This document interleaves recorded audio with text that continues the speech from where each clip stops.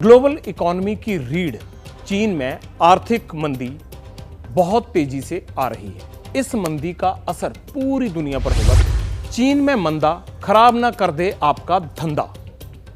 इसलिए public interest में यह समझिए कि चीन की मंदी आई है तो क्यों आई। सुस्त इकोनॉमी, एक्सपोर्ट का घट जाना और ग्लोबल कंपनीज का पलायन चीन के जहाज के डूबने के पीछे के यही तीन बड़े फैक्टर बताए जा रहे हैं। चीन की मंदी से भारत को एक बड़ा फायदा भी हो सकता है, एक बड़ा अवसर है हमारे लिए। भारत ग्लोबल मैन्युफैक्चरिंग हब बन सकता है। हमारे मैन्युफैक्चरर्स खुद खड़े हो सकते हैं, क्योंकि वहां निवेश करने वाले जो हैं चीन में भारत की तरफ अपना रुख करेंगे। वहां तो मंदी है, वहां से निकलो, बेरोजगारी है, दिक्कत हो गई है, यहां आओ, यहां इंडस्ट्री लगाएंगे भारत में तो यहां रोजगार बढ़ेगा।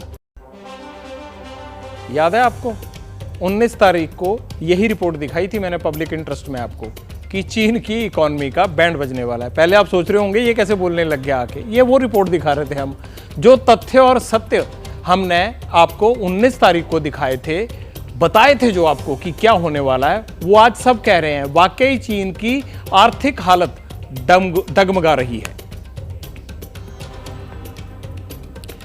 और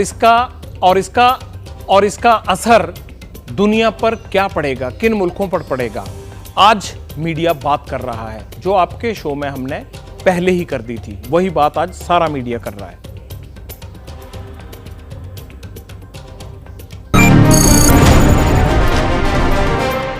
कौन से कैंप पे? दुनिया के बड़े बड़े अर्थशास्त्रियों का मानना है कि चीन में लोग सामान पर कम पैसा खर्च रहे हैं, जिससे मांग तेजी से घट रही है। कोरोना के बाद से कंज्यूमर प्राइस और प्रोड्यूस प्राइस जो है दोनों कम हो गया है। अर्थशास्त्र के हिसाब से ये माना जा रहा है कि ये मंदी के संकेत है, मंदी की तरफ इशारा कर रहे हैं। चीन 70 से ज्यादा देशों को बहुत बड़ी तादाद में सामान निर्यात करता है। चीन डूबा तो 70 देशों को भी डूबने से नहीं बचाया जा सकता।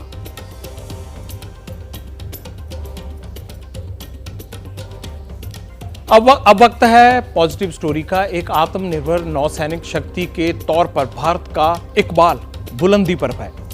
एक के बाद एक भारत में ही बने विकसित हुए युद्ध पोतों को मैदान में उतारने का वक्त आ गया है, समंदर में उतारने का वक्त आ गया है। INS विंध्यागिरी सबसे नया है और सबसे मजबूत भी। यानी कल 17 अगस्त को खुद राष्ट्रपति द्रौपदी मुर्मू इसका उद्घाटन करेंगी, इसे समर्पित करेंगी समुद्र में। मेरे साथी मनोज्ञा लोईवाल वहां गई हुई हैं और वो सारी रिपोर्ट आप तक भेज रही हैं कि इस जहाज में क्या है और कैसे ये जहाज अपना काम करेगा और समुद्र में तैरता आपको नजर आएगा।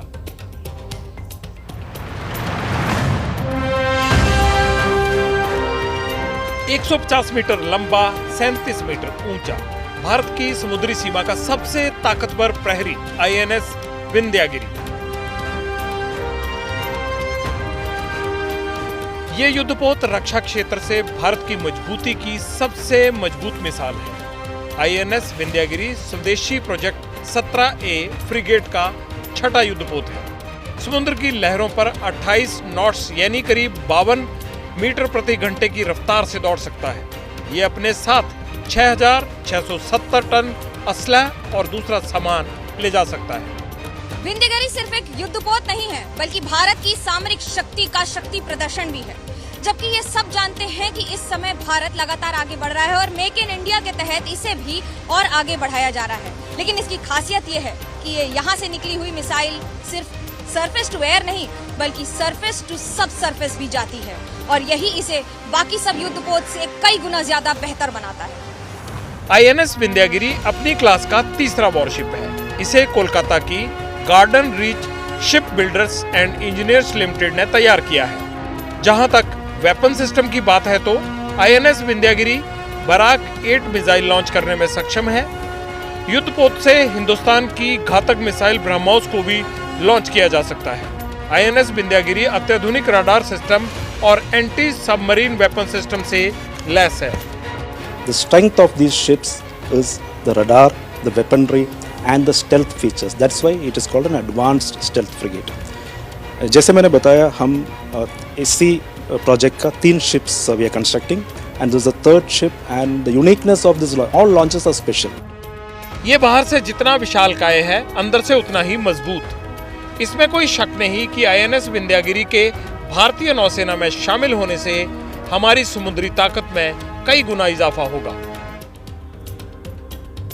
चलिए समंदर से निकलकर अब आ जाते हैं आपके कमेंट्स पर, जिनका आपको इंतजार रहता है। लेकिन एक छोटा सा ब्रेक ले लेते हैं, आप कहीं जाइएगा मत, आपके कमेंट्स दिखाने की बारी है। आपके कमेंट्स का वक्त हो गया है। कल हमने आपको करप्शन की स्टोरी दिखाई थी, कई लोगों को पसंद आई है। जल्दी से आपके कमेंट्स पर नजर डाल लेते हैं। एनकेजी क्या लिखते हैं? Digitalize all government sectors to improve quality and transparency. बिल्कुल, थैंक यू। अच्छा, ये हेरो लिखते हैं, Jagvinder Patel, you are the best, all the best for upcoming projects. Thank you ji. Babulal ji क्या लिख रहे हैं? बिल्कुल बिना घूस दिए एक टीचर की ज्वाइनिंग नहीं होती। कल की स्टोरी पे कमेंट कर रहे हैं बाबूलाल जी, शायद कुछ असर सुधरेगा। बहुत सारे लोग भेजते रहते हैं, लेकिन हम सारे दिखा नहीं पाते हैं, टाइम जल्दी जल्दी से हो जाता है। आपका शुक्रिया। आज पब्लिक इंटरेस्ट में इतना ही। खबरों पर फीडबैक जरूर देना है, लेकिन वक्त ब्रेक का है। ब्रेक के बाद देखिएगा अखिलेश आनंद के साथ घंटी बजाओ। उधर एबीपी न्यूज के यूट्यूब प्लेटफॉर्म पर खबरों का सिलसिला जारी है। आज के लिए नमस्कार। कल रात 9 बजे आपके मुद्दों के साथ फिर हाजिर हो जाऊंगा। जैसे ही घड़ी का काटा दोपहर 2:30 पे आए, बबीता जी का दिल सास बहू साजिश के लिए मचल जाए। और ये है इनकी बहू, पूरे दिन ऑफिस की टेंशन हो जाए गॉन जब ये करें अपना फेवरेट शो फ्री टाइम पे ऑन। इनकी तरह आप भी देखिए अपना फेवरेट शो अपने टाइम पर और डाउनलोड कीजिए एबीपी लाइव ऐप अपने स्मार्ट टीवी पर।